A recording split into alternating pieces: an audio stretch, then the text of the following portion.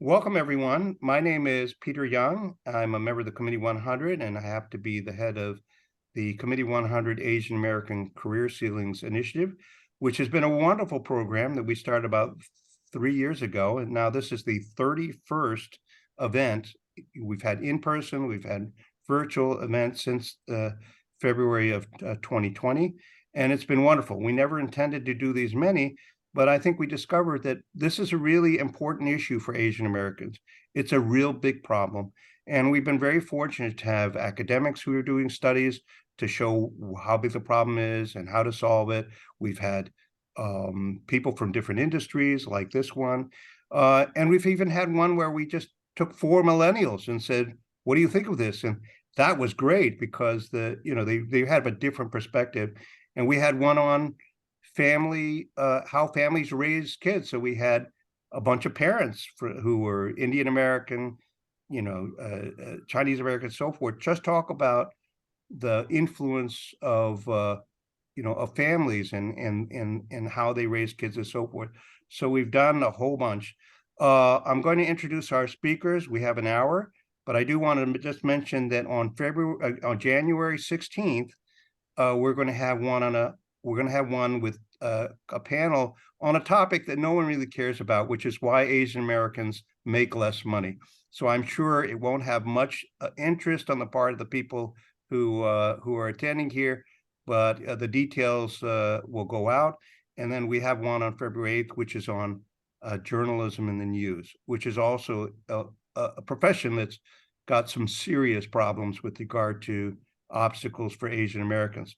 So first of all, I'm just very excited to have this panel, and they are really we have a diverse panel because they're in different parts of the fashion industry, but they're all quite accomplished and will be able to comment about how they see this problem, how big a problem is it, but also what advice they would give to those of you who are listening in, if you are involved with the fashion industry.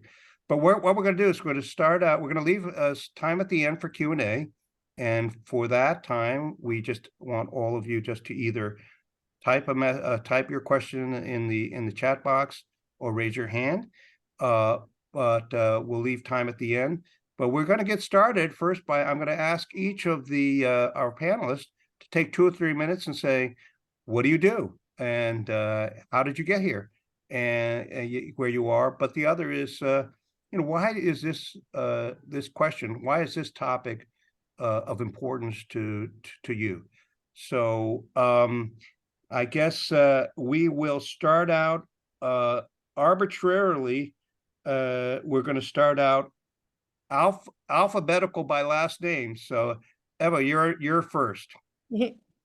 Oh my gosh, the anxiety and the unfairness of having the last name Chen. Well, thank you very much, Peter, for that warm introduction. And thank you to my amazing friend, Laura Kim, for inviting me to be on this panel. Peter, you said that some of these people are quite accomplished. I would disagree. I would say they're resoundingly, exceptionally accomplished. I feel so lucky to be on a Zoom with the two of them and you. And so thank you for having us. So my name is Eva Chen. I'm Vice President of Fashion Partnerships here at Instagram. I'm currently in the office. As you can tell, it's pretty depressing to be here so late at night, but I'm really happy to be here. Previously, in a past life, I was a magazine editor for about a decade, working at publications like Teen Vogue, and ending up the editor-in-chief of Lucky magazine, which was a shopping magazine, as well as having contributed to publications from the Wall Street Journal to Vogue, and being a contributor at Vogue China, etc. This topic is really important to me because I feel like I simply didn't have like the roadmaps or career guides growing up of anything other than like, I would say the first generation handbook of being like doctor, banker, lawyer, engineer. And so this topic is really important to me because I believe that the next generation should have more options and understanding of different career paths. And just to have the visibility that I didn't have, that guides a lot of the work I do and the advocacy I have. And so I'm happy to be here to answer any questions that people have.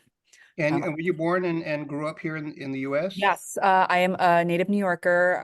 My parents are from Taiwan and Shanghai, and Taipei and Shanghai, and they moved here in the 1970s. And so I think that classifies me as first generation. I know people have different definitions of what first generation is. So I speak Chinese. I grew up speaking Chinese, still primarily only speak Chinese to my parents. And they're still here in New York City. So having them and their culture close to me and my three kids has been one of the biggest blessings in my life. Okay, bye. Laura, you're next. Hi, my name's Laura Kim. I am co-creative director of Oscar de la Renta, and I have my own brand called Monse. I'm a fashion designer.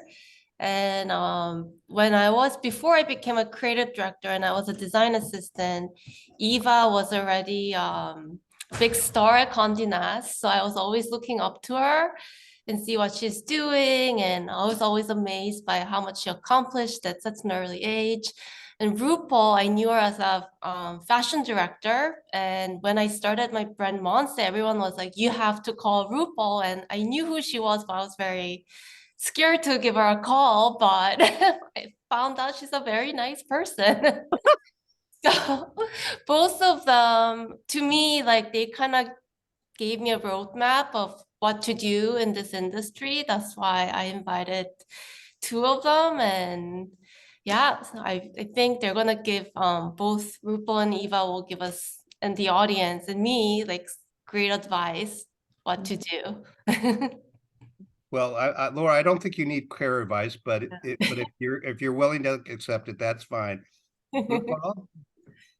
Well, thank you, Peter, and thank you to the committee so much for having us here. When Laura, Flora asks me for anything, I will be there in a second.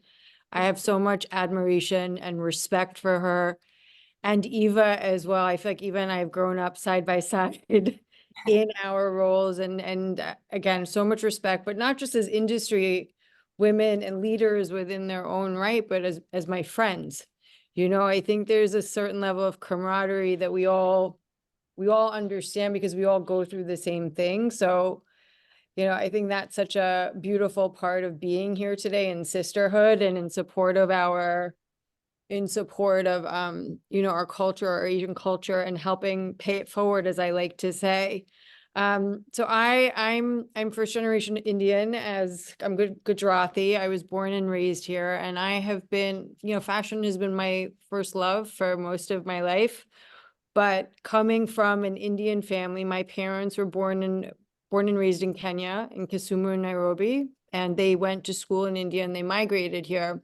Like Ava said, you know, the idea of going to be a doctor or a lawyer or something very, very, very, you know, stable, shall we say, was something that was just part of my plan as a child. And I've been a creative since I was a little girl, and I didn't know how to explain it to my parents. I didn't know how to explain it at school, and it morphed into this passion and love for fashion.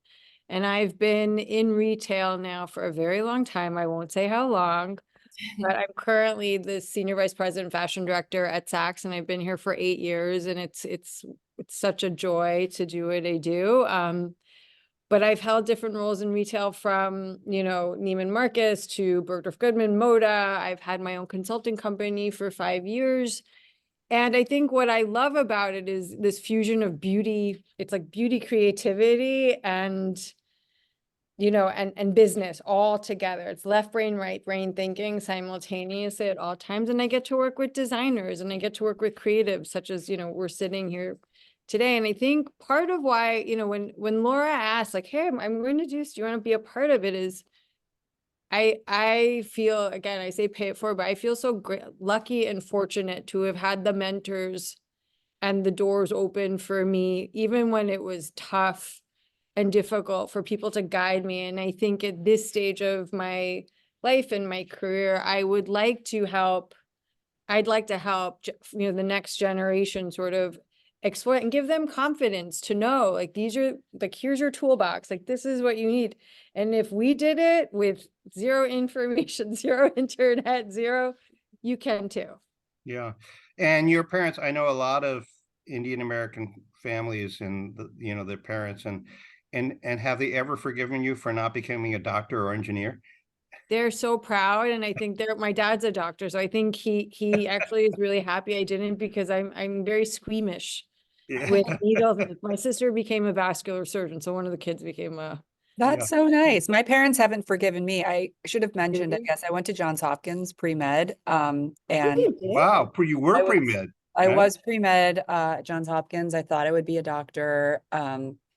And I still remember the day I told my parents that I was not continuing forward. I had done an internship at Harper's Bazaar, the fashion magazine, over the summer, and it was like a lark internship I did just for fun because I figured that the year after I would be studying for MCATs. And I just fell in love with fashion magazines, like the energy, the fact that people, like there was a staff of, I mean, nowadays it wouldn't be a staff of like 100, but it was like a staff of 100 people bustling around in this office, kind of being paid to like write and like be creative about fashion and beauty.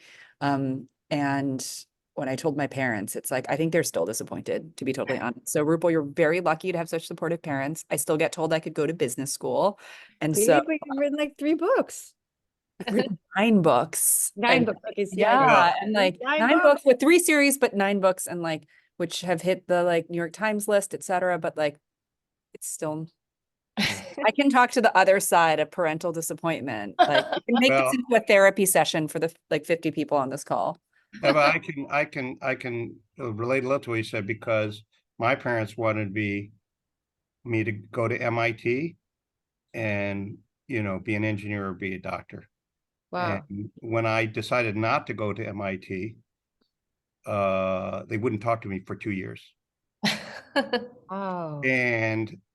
But I went to that school that they hated, which is I went to Yale, which they thought was just so bad compared to going to MIT. So what can I say, right? It's like So, LOL, very like, oh God, like you went to Yale. Poor yeah. you. Let me ask you now. I have a couple of questions, but let's just start out with the big picture, which is, and we have, the three of you have been in the industry for a while, some longer, some less. You know, how big a problem is it in terms of being Asian American in the fashion industry? But also, is it easier now compared to, when some of you first started, or is it always been a problem? And this is a question to any one of you, which is, how big a problem is it? By the way, there's some professions where it's a really big problem, others that it's kind of a moderate problem. In general, it's a problem, but how would you characterize how big a problem is there in terms of advancement, career advancement in the fashion industry for Asian Americans? Any Oh, order. It doesn't have to be I can alphabetical now. start. Do you want me to like, I mean, I feel like I'm in the fashion industry tangentially. Mhm. So I feel like working at Instagram, overseeing fashion means that I work across a broad spectrum, working with everyone like creative directors like Laura, and Fernando, to publications, to editors, to stylists, to models. And so I almost feel like I'm like a content advisor Mhm. behalf of the industry. But I think what that affords me is like this big picture perspective into the industry and kind of seeing Right. these macro trends. And what I would say, while the others formulate their thoughts, and I will be like super blunt, I feel like there is more diversity for Asians, but just in broadly, but I don't think at the right levels for Oh, I see. Asian Americans. So I Yeah. think there's a lot in the entry level point. And then I think as you get more senior, and this is true across every industry, it's like it just gets less and less prevalent the closer you get to the top. And Yeah, so and the data shows that, in pretty much many industries, Asian Americans do really well at the entry level, but somehow when they get to the mid level, it just becomes a big problem. So what you're saying in fashion, it's similar. yes, I would say it's similar, and I would say that there's this what they call it, the bamboo ceiling, right? We've all read and heard that term, especially over the last few years. And Mhm. I think that it's the same in fashion. What I feel can counteract that and help that in the industry, and I certainly feel like you have 3 members of this kind of movement on this Zoom, is that the support I feel like that the Asian community has for each other within fashion, is really critical. And the sense of it's not competition. We're not competition against each other. We're literally like here to kind of hold each other up and kind of help each other and provide resources. And I very much have felt that, and I see that in the Asian fashion community, and that's phenomenal. But I don't think it's enough. No. Yeah. Okay, RuPaul, Laura, how big a problem is it? I mean, on a personal, like just over the years, I think it's evolving and it's transitioning. Well, so much in the last 5 years to the last 10 years. 20 years ago, it was crickets in the fashion industry. I think when you were looking at C-suite or looking at top level positions, even just like top editors like Ava or fashion director like myself, like that just, it wasn't heard of. And I think within the space today, I think there's more focus on how to be more diverse, with more investment in Yeah. DEI and really companies. And I know just because at Saks, it's been a really big part of what we've been working on these last few years to sort of really, have more diversity within our teams. And yes, it is like in our buying force and our creative force. But I think at top levels, I think there is more opportunity for Asians within these C-suite roles. And that's something within fashion in particular, I think considering some of our, you look at some of our design community as well, it's so much incredible talent. So, and I can flip that to Laura, just because in New Yeah, York. okay, Laura, by the way, I met Laura, at a official function, whatever. And you can't tell on Zoom, but Laura is very tall. I just want to let you know, Laura is very tall. I don't know about RuPaul and Eva because I haven't met them, but I could tell you all, Ava's tall. she's very tall, right? I I think was I'm wearing, the most, I'm a little. No, I know short. the exact heels that Laura was I wearing. know, She's I was not wearing like actually the that tall. I don't know, highest I don't want to burst your bubble, Peter, but I'm pretty sure you're like, are you like 5'5", 5'6"? Who? How tall are you, Laura? I'm 5'6". I'm Yeah, not I was about to tall. say you're like 5'5.5", but she wears very high heels. Oh, it was But the also heel. It she was is the like, heels. Oh, okay. All right. Now you've been outed by yeah, Eva. I'm sorry. Okay, Ava's tall, so though. Laura, Ava is tall in her flats, I must yeah, say. Yeah. back to the question now. How big a problem is it? Do you perceive? So when I go to like graduating, so Parsons or Pratt in New York, when every May, when there's a graduating class, I go to see their work, and it's like 90% of the top 20 students are Asian. Mhm, Then I come to work and you don't see that. mhm, So it is true, like this, and if I do see it, it is at the assistant level, and they usually don't make it to the top position. And I think it's because like culturally we're a little bit more shy. Like we got the craftsmanship, we have the work ethic, the talent, but we're just like shy and we're not like fighting to be seen in the studio because Yeah. like I run my studio very openly and it's like everyone can bring an opinion. But I feel like the young Asian designers are like scared, bring up their idea. And I mean, like equally for everyone will like openly talk about things and or like say no to their ideas. And I think that's just like not comfortable for a lot of Asian students. So I've seen a lot of them not growing past the assistant level. Yeah. RuPaul and Eva, what do you think are I think all three of you believe it's a big problem, in terms of obstacles. Anything you might want to add about some of the reasons that you think it gets to be a problem once you get past the entry level? I mean, in my experience, I've worked for some different corporate companies, and I think different companies have different points of view. Mhm.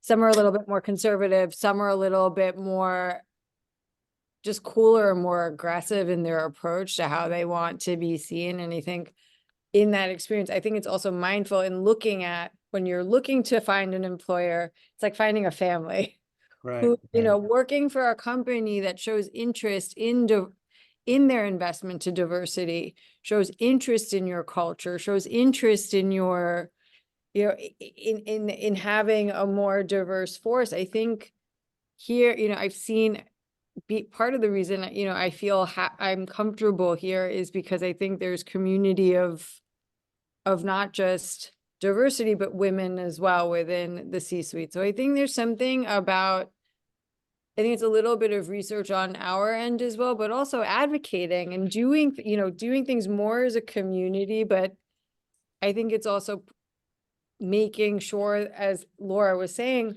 our voices are heard.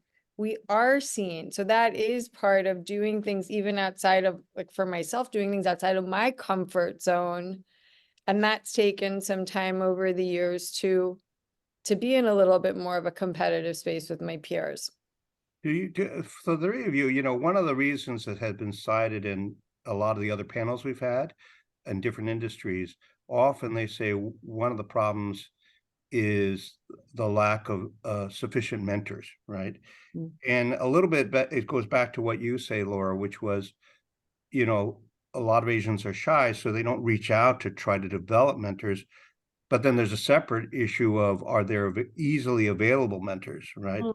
And for men who are Caucasian, whatever, obviously in companies, they're probably just, you know, it's independent of the person's personality. They're just more potential mentors who are there. Do you feel that, and for you, obviously, maybe it was different, you know, in terms of developing mentors and so forth, but do you think that's part of the problem or maybe not? And in your case, if mentors helped you, how did you go about getting help from a mentor?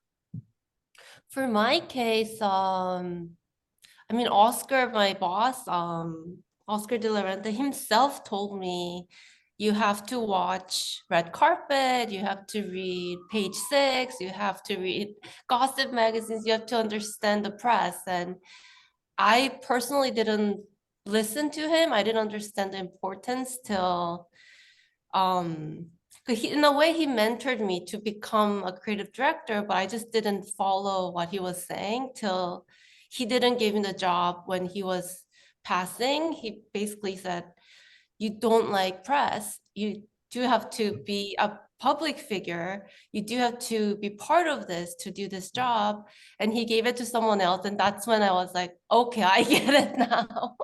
And Yeah. I have a business partner who's not Asian. He's Spanish. He's from Dominican Republic, and he is born to do PR.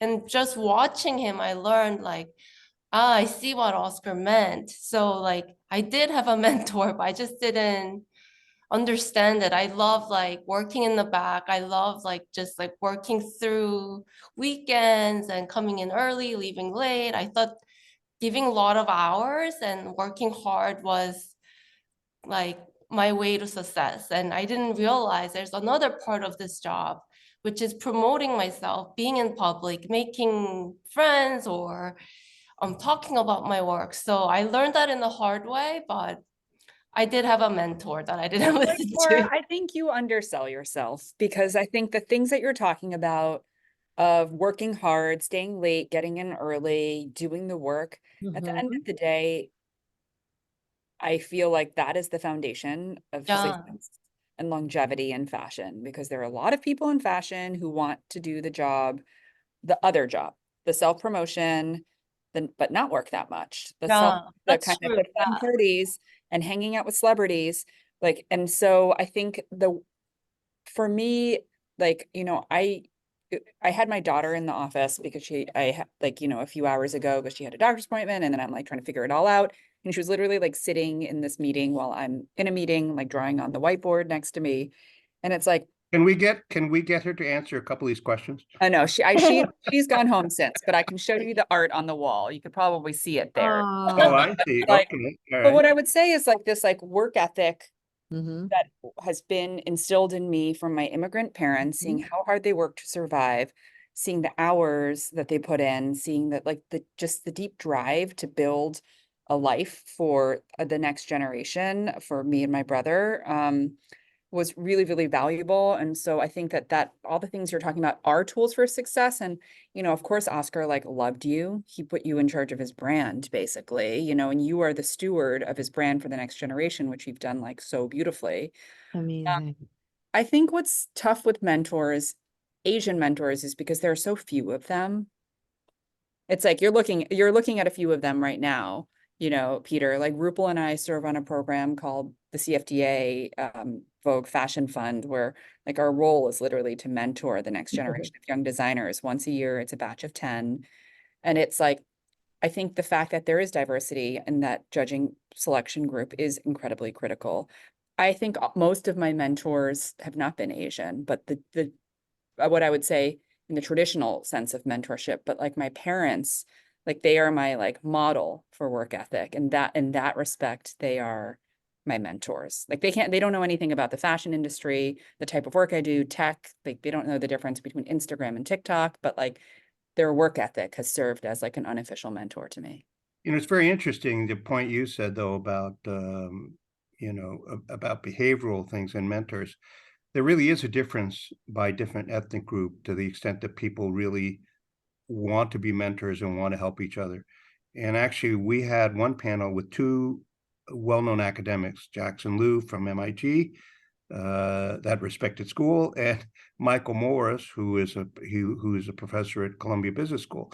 And they did 7 or 8 studies on this issue of the career ceilings, but also, is there a difference by ethnic group? And one of the things they found is exactly what you're saying, which is there's less of a ethnic tendency on the part of Chinese, Japanese Americans, Korean Americans to go be philanthropic and help each other. They're going to help their family members, but not across. Indian Americans, however, Rupal, are quite different. They're more like the Jewish community. They spend a lot of time helping each other. And as a result, they've done quite well, relatively speaking, compared to the East Asians.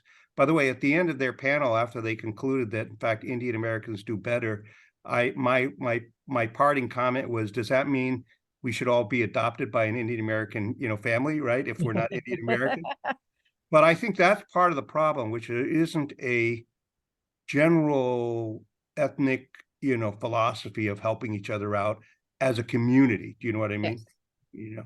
No, and that's interesting. I didn't know that, because I think like that's the part in talking about the different support systems that exist within the Asian community. I think in the generationally also, I think I agree with Ava in the sense of like our parents who came with very little and have worked so hard. We learned our work ethic from them, but somehow had a crack, the door cracked a little bit open for us. And we saw this, but we also all had parents that were pushing us, to be like, we're here, like take advantage of these opportunities. And I think that was the part where I was shy growing up. I wasn't anything like I am today. I was nerdy. Kids made fun of me. I loved fashion. The stories I can tell you, what I became later in my career. And even when I started out, I was intimidated by going to a cocktail party of fashioners. I'd like walk in, I'd look around and I'd leave because I was so scared.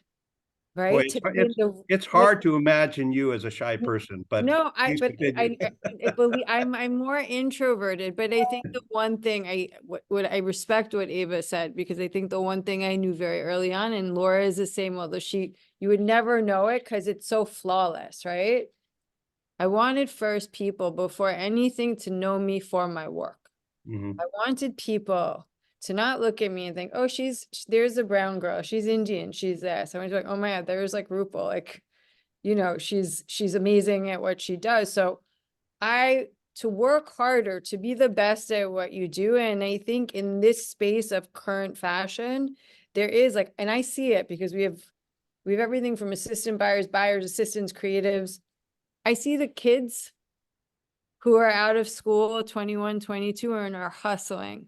I see that. And then I also see the ones that are, a little shy, need a little help. So it is our responsibility as individuals who have been fortunate to sort of, pick up, help, support every, all of the kids, and all of the, individuals who are aspiring to do what we did. But first and foremost, like, you're your own product. Like, how are you going to sell yourself? Like, you got to be the best at what you do.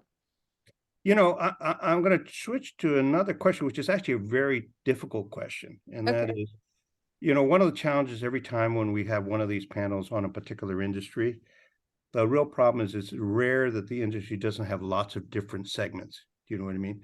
So if you talk about fashion, there's so many different segments. It's everything from people who are designers or buyers or marketing, and they're large firms, they're partnerships, they're retail companies, etc.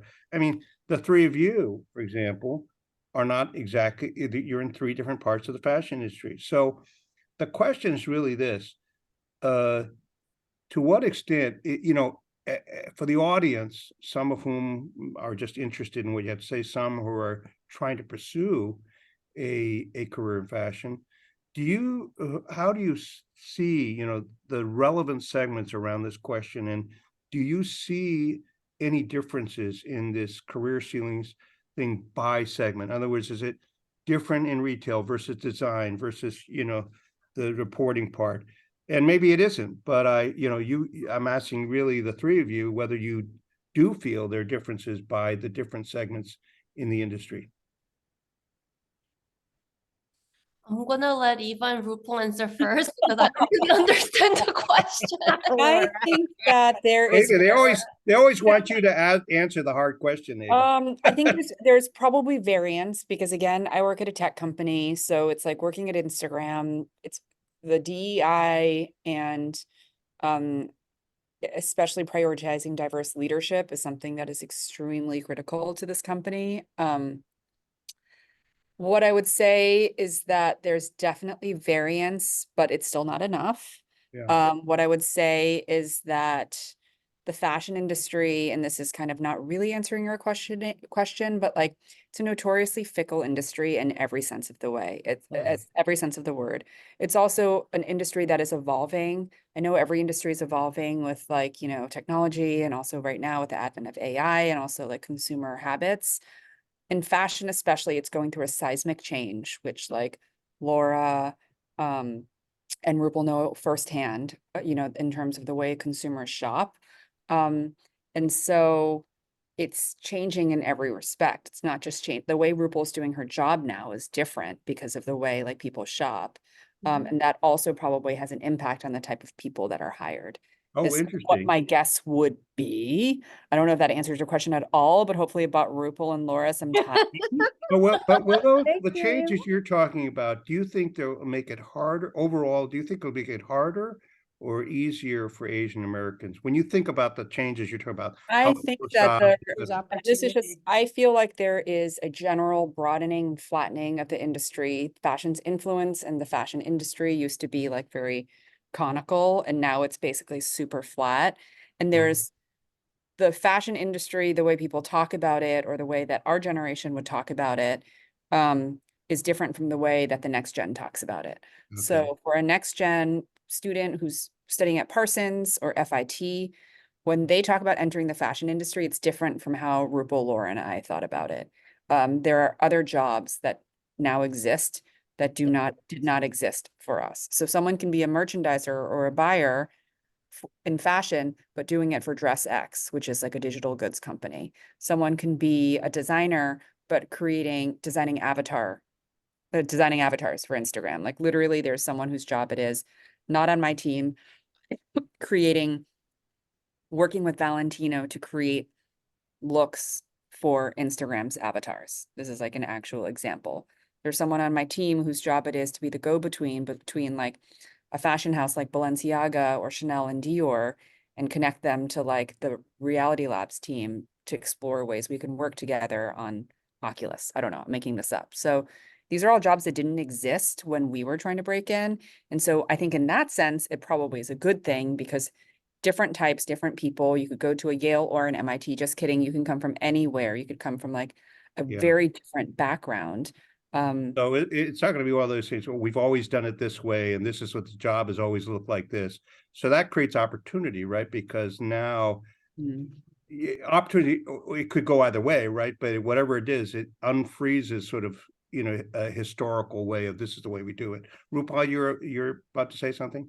Yes, and I know in addition to what Ava's saying, I think too, like technology.com, the way we shop has also changed. So there's more, we have a whole office and a whole team based in India who helps with Wow. all of our order input, and they're part of the Saks family. It's not like, oh, that's India. I have like, it's Diwali, Saks Diwali on my calendar as part of our holiday programming. And that makes me very proud. So I think the part also, like, as Ava was saying, like content, our social team is huge. Our digital team is huge. Our need for content is huge. So all of a sudden you have all of these new opportunities, tech. We didn't need a tech team. We didn't have a tech team when I joined the company 8 years ago. Yeah. We have a whole tech team now with all of these engineers and gurus and wizards. I don't know, but they make magic on our website so our customers have a more seamless experience.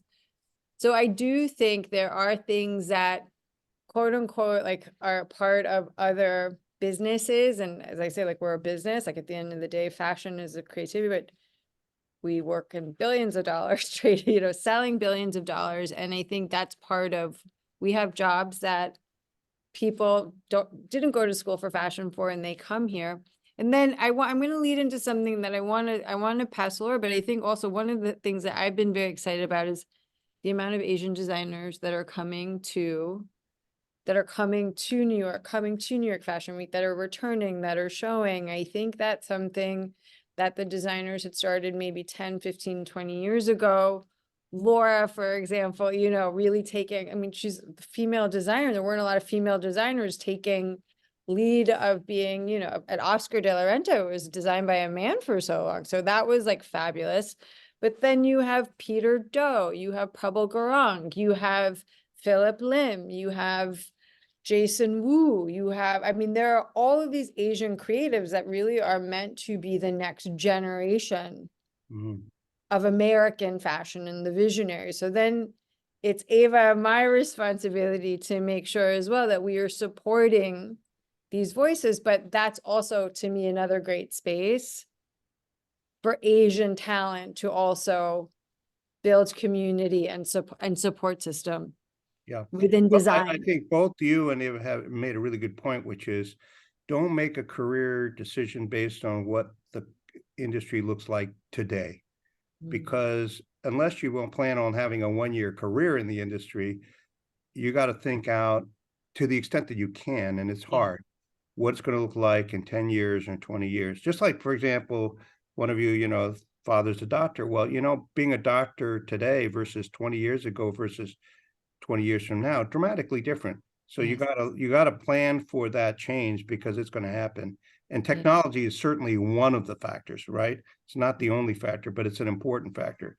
So it sounds like people should make sure they pay attention to that. Laura, you have any comments?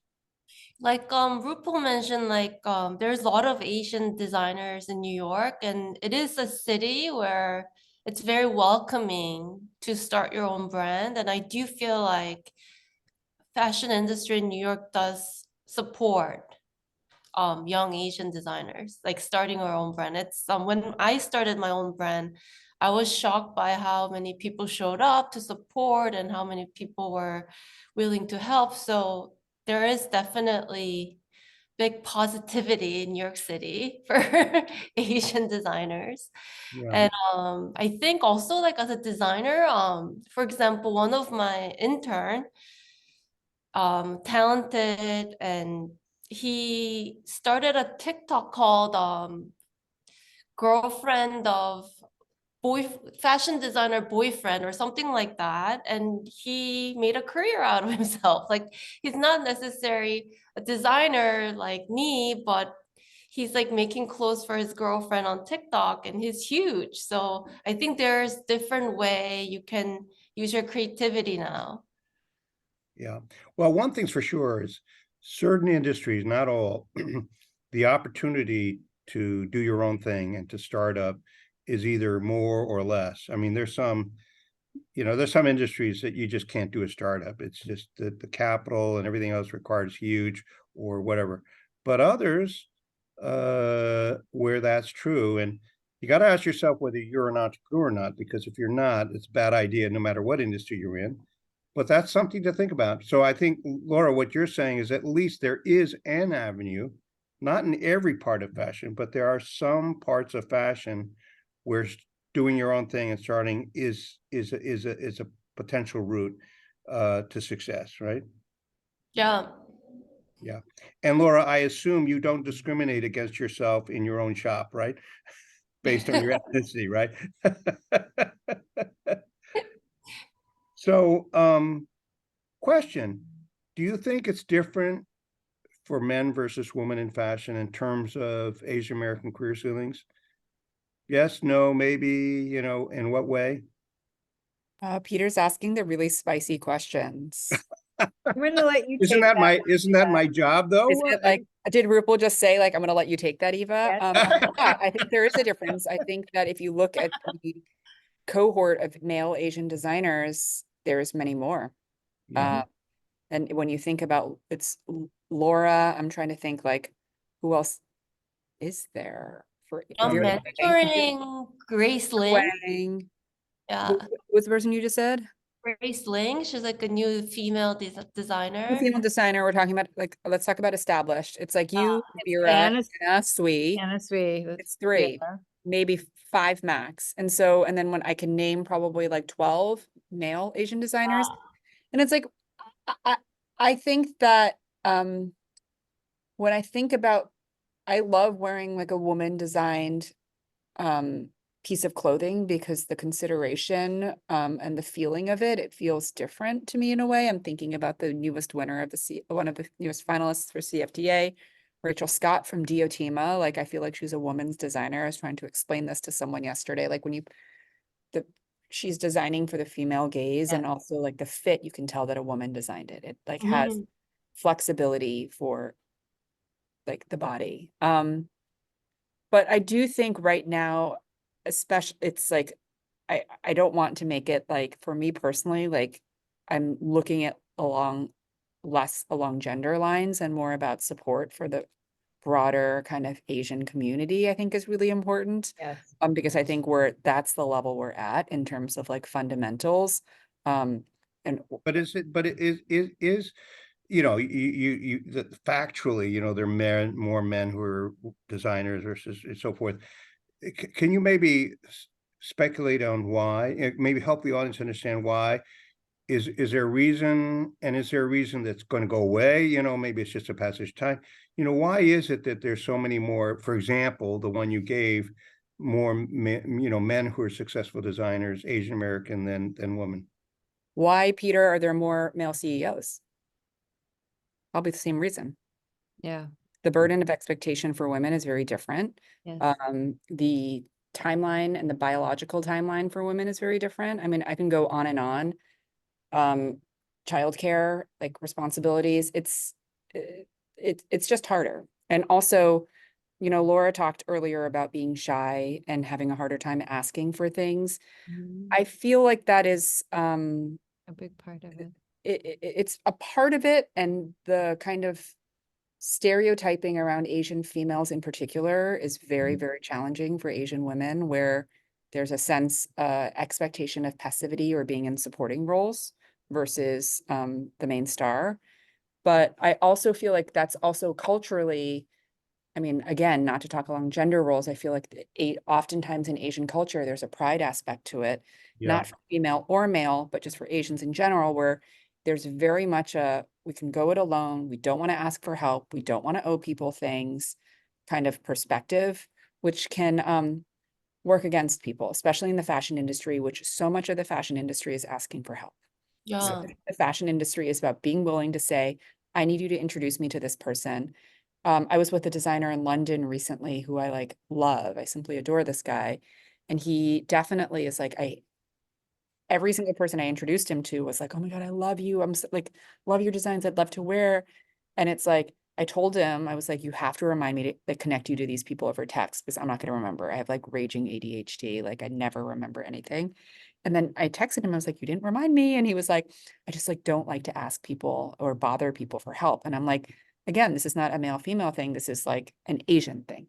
And that's something for the people watching, I think is something that is so hard.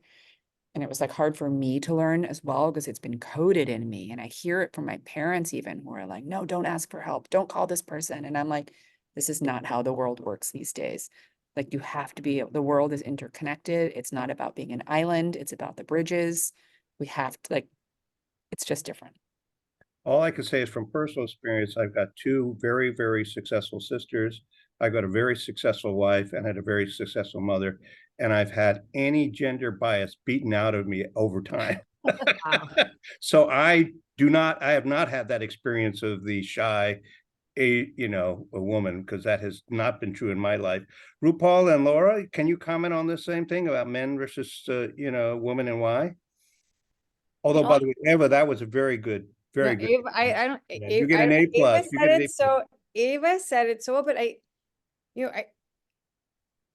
I think also in corporate America, Yeah, I think there is a formula and I think there is a programming that exists and it existed for like since we came into school, all of it, right? And our generation is starting to transform it, where in most companies it is a male CEO, you yeah, know, and that there's nothing wrong in it, but like we have a CEO and we have a lot of women, female SVPs, you know, yes, SVP of yes, marketing, SVP of merchandising, SVP of like we have a lot of females. So I think that's the part too where we are in a place for women to excel and lead, Asian women to excel and lead. You know, some of my best friends are, you know, right in that CEO suite and they themselves say it's like it's almost like you need the same level of credentials, the same. So going back into into that natural experience to be quiet, to be, to not say anything, to not speak up. I think that's a part too of when I said get uncomfortable, like me going into the party and not knowing him, being like, oh, I'm scared, I'm leaving right now. Whereas now, like we go into prayer, I'm like, hi, I'm Roopal. And like, it is what it is. So The first time I went to the Met Gala, I was in the bathroom most of the night. And then I didn't realize that the bathroom is actually the funnest part of the Met Gala. Like that's my socially coping mechanism is like when I go to a party, I immediately go to the bathroom and I hide there for a few minutes. Most on most of calls. us are we never all were, invited to make but I out. guess what I'm trying to, I'm forever an optimist in this because when we all started in this, like Ava had no idea she was gonna be the head of Instagram, like, or the EIC of Lucky, or like, she had no idea. I had no idea that what I wanted was going to morph into this. Laura had no idea she was going to become the creative director and transform ODLR, like Oscar de la Renta. It is like this manifestation and this passion. Like you love so much as women and as Asians, we're like, we deserve a seat at the table too. And we're here and let's go with this. So I'm an optimist in that I think it's possible because the three of us are sitting right here with you today, Peter, Yeah. and all of you in the Well, audience. certainly, certainly one thing is true, which Roopal you're saying, which is separate from this thing about career ceilings and whatever. Put all that aside, and Asian Americans. The reality is what I'm hearing from everybody is it's really helpful if you love what you do, right? Yeah. But the other I'm hearing is the ability to have as high an EQ as your IQ is very helpful. Because essentially what a lot of you are saying is you got to be aware of things around you and people and what they're thinking and really thinking and be aware of that. And at times maybe someone hits you over the head like happened with Laura, with Oscar de la Renta, who said, you didn't follow my advice, right? And you learned, but then you pivoted, right? So I think those are two things, and both of those are not Asian American things per se, right? Those are just human, human dimensions. We're moving to the last 10 minutes. Those of you who may have questions, please either raise your hand or type in the Q&A chat box. But I'm going to keep on going until we get some questions here. Uh, if for each one of you, if you were starting today a career in fashion, what advice would you give to our audience about what are the 2 or 3 things that you really felt important, not to just be successful in general, but just not to end up hitting an obstacle because you're Asian American, right? So what advice would you give? They're all taking out their pencils and pens or whatever it is. So what's the key takeaway of what advice you would give to the audience about what they really have to focus on to succeed, while being Asian American? I think even though I said in the beginning like I was only like working and not focusing on other things, but I do think building your skill set in the beginning of your career is really important, but just keep your eyes open to what's going around you and like making sure you're not like hiding in the shell. So you Mhm. do have to promote yourself, but that shouldn't be the priority. Like you have to build your skill set first. Now you have to be good you have to be good. First of all, you can't be no George Santos is right in the No, you fashion can't be industry. born good either. You do have to like work on what you're born well into. Yes. Yeah, that's right. I think in addition to that one thing, and it's been a learning lesson for me as I've progressed in my career, and I encourage my team to do it. It's like you have to be good at what you do, and you have to work hard at staying ahead of it, but also be yourself, right? I think like like for me, like letting down some of those guards and being vulnerable and being myself within my workplace, is something that I what it didn't come natural. I was very like, okay, we have to do this. We come in corporate world. I have to achieve this, even though it's fashion, you still have to achieve. And I realized like in this time, like I have so much more fun and people get to know me and it's totally different. And that's probably my advice is like, love what you do, be passionate about what you do, be true to yourself in everything that you do. No, that's right. Eva? I think Laura kind of hit the nail on the head about, I think both Laura and Rupal kind of said the fundamentals. And I totally agree with them. I do think a lot of the time people expect shortcuts in their career. People expect, fast tracks, and it doesn't really exist, especially in fashion. It's so important to just like, you need that like work ethic. You have to let that passion drive you. You have to be really, really good. I would say do your homework. A lot of the time I hear from people who are like, I am the first step, and I'm like, do your homework, because it's like actually like know who kind of walked in those steps ahead of you. That's deeply important. Um, the other thing I would say is that a lot of people like that island mentality of like, I'm going to go it alone. It's like you actually don't want, a lot of people fixate on finding that one mentor who's going to be the silver bullet for them, who's going Oh, to like right. open all the doors, who's going to be like basically their like card pass into like whatever room they're trying to get into. And it's great if you're lucky enough to find that mentor who is that person. It's actually quite rare, I think, to find a mentor like that. It's exceptionally rare. Um, and like one of the things that drives me crazy is when people out of the blue will email me and be like, will you be my mentor? And I'm like, no, like we've never met. I don't know your work ethic. It's like Yeah, I right, really tend, right. the people I mentor are the people who work for me. And like I invest a lot in that. So if you haven't found that mentor type, like I would actually think about your cohort too, like your peers. Um, at the end of the day, you want a chorus of people of support. You want a chorus of people who are cheering you on. I think like the three of us, like Rupal, Laura, and like Laura in like the various chat groups we're in where people are like kind of like supporting each other. You see the kind of support people have for each other. So finding that chorus and like your community is really important. And also lastly, I would say is like speak what you like, it's the expression, like speak what you dare to dream, I guess. Like if you have a dream, if it is like your wildest dream, if your parents want you to be a biomedical engineer, but you dream of being like, a designer, it's like you you can't just hold it in your heart. You actually have to go and do it, but you have to take the practical steps to do it.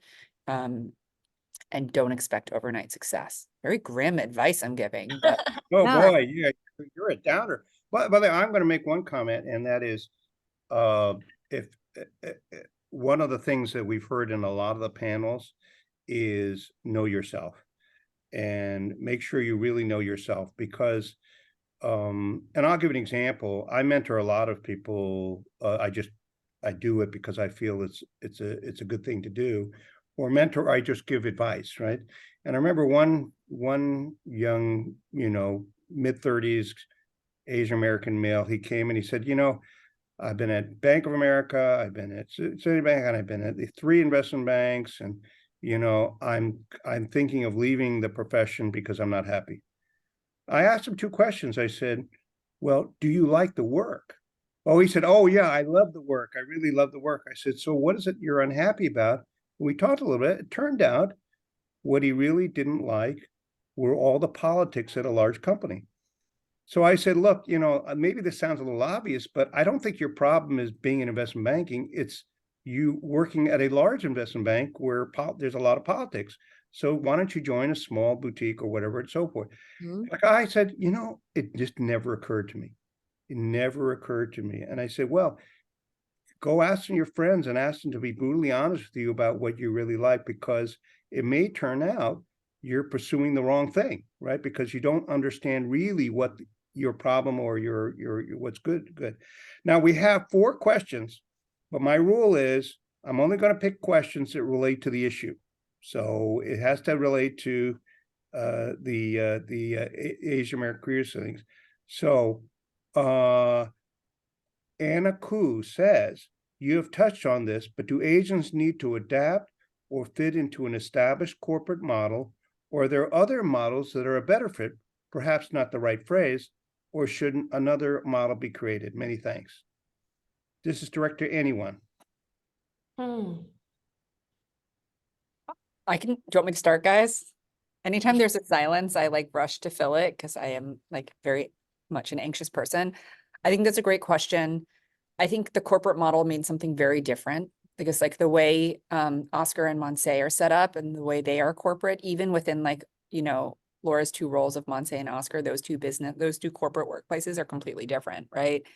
Versus like the way Saks is set up like every corporate environment is different. And so I think it's less about like finding the right fit for an Asian American like plurality, like the whole kind of like being of Asians, versus finding the one that's right for you personally, which I think it takes time. Like I think it takes kind of like a Goldilocks approach to finding like something might be too corporate, something might be too unstructured before you find the right fit for you personally. Yeah. Here's another one from Mr. or Mrs. or Ms. Anonymous Attendee, which we really thank. In DEI, which is diversity, equity, inclusion, do Asians count as oppressed people of color or privileged white adjacent? Interesting question. That is Hmm. interesting. That's a hard one to answer too. RuPaul? Thoughts? Right. I always have thoughts. Do you want me to? Yes. Yes, because I So don't feel, there I don't are- feel as Okay, educated. so there Yeah. is a perception of Asians as a model minority, like that might be perpetuated by like the success stories you see on this call, right? The 4 of us have been fortunate enough to like, achieve the things we've achieved, and also be in the rooms that we're in. The reality, and this is for New York City specifically, is that most Asians live below the poverty line. Like in Asia, in Chinatown, for instance, most people struggle and are living like in conditions that are really not livable. And so the model minority myth is one that's been kind of, I think personally, like kind of planted and seeded throughout time, certainly not recently, for a while, to kind of sow division between other minorities, in my personal opinion. And if you look at the actual statistics, most Asians, recent immigrants, and Asian Americans are below the poverty line. So in DEI, like I don't know about privileged white adjacent, but I do know that there's a lot of work to be done, especially for like recent immigrants. And so organizations like Apex for Youth are doing incredibly important work in supporting that cohort. Yeah. And I do want to mention one thing. By the way, the Committee 100 Annual Conference and Gala is on April 19th. And two of the sessions are going to be on this career ceilings, but also we're going to have an interesting thing. We're going to have a debate where we're going to have debaters on both sides of the following question, which is, will corporate DEI efforts have the same fate as affirmative action because of the Supreme Court and so forth, which is a very interesting question, right? Because now the same people who went all the way up to Supreme Court are suing companies for saying DEI groups are discriminating. So it's going to be very interesting. It's going to be a very interesting development for all of us. Roopal, Laura, anything on that one question that was asked by Ms. Anonymous? No, I think Eva covered it very well. Like I also don't know much about it. So no, I was actually learning while Eva was saying Yeah. all. Now we pride ourselves, there were 3 other questions, but they were not all related to career ceilings. I'll share them with the panelists. So if they want to be able to send that, answer to you. Ava answered one of them on cosmetic surgery. Thank you, Ava. That was nice of you. She's an A-type, let's face it. She's not passive. But we like to start on time and we like to end on time, and we're now at 6 o'clock. So I really want to say, first of all, thank you to the 3 panelists. It was really wonderful, and really refreshing discussion about the issue, and I hope the audience really appreciated it. And the other is, encourage the audience. We're going to have one on January 16th on why Asian Americans are paid less. And then we're going to have one, I think, February 8th on journalism and the news. And then those of you who want to come to our annual conference, there'll be a number of topics like this. But I want to thank the panelists. I also want to tell the panelists something rather interesting, which is the number of people who are in the audience is exactly the same as at the beginning as now, which is very unusual because usually you lose a bunch of people at it. So you guys must have said some interesting stuff because you kept people in their seats. So thank you all. And thank you, the 3 panelists, and thank you, audience, for joining us. And we'll look forward to seeing you at our next event. Thank you. so much. And thank you, Peter, for Laura. moderating. Thank you, Thanks, guys. Peter. Thank you, Peter. Thank you, Bye, Ava. everyone. Thanks for joining. Bye. Thank you, audience.